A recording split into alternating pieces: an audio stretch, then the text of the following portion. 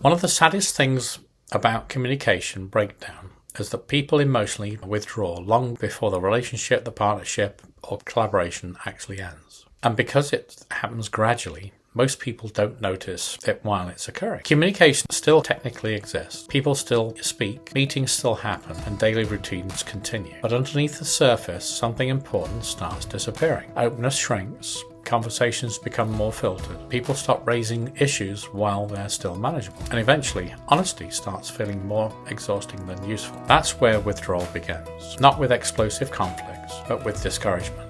One reason withdrawal is so hard to catch early is because it often looks calm from the outside. There's no dramatic arguments, no visible conflict.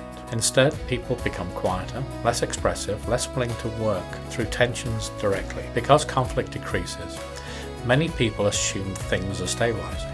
But silence isn't always peace. Sometimes it's resignation. People stop communicating openly because they no longer expect conversations to lead somewhere healthy. Over time, relationships begin functioning operationally while becoming increasingly disconnected underneath. Emotional withdrawal looks quiet. One reason emotional withdrawal is so difficult to recognize early is because it looks calm externally. There may not be dramatic arguments or visible conflict. Sometimes people become quieter instead, less emotionally expressive, less vulnerable, less invested in resolving tensions directly. And because there's less visible conflict, many people mistakenly assume things are becoming more stable. But emotional silence is not always emotional peace. Sometimes it's emotional resignation. People stop communicating openly because emotionally they no longer expect the conversation to lead anywhere healthy or productive.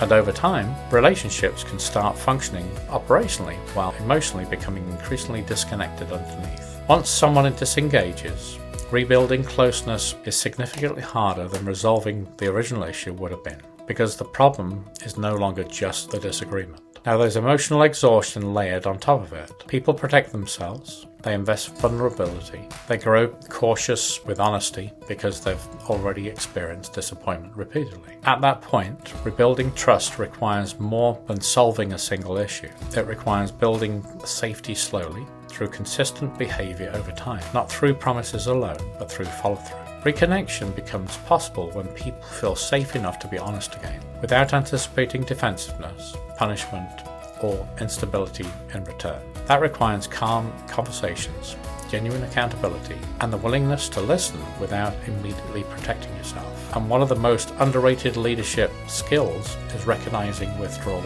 early, because distance becomes entrenched. Small moments of honesty addressed in time are far easier to repair than disconnections left to accumulate.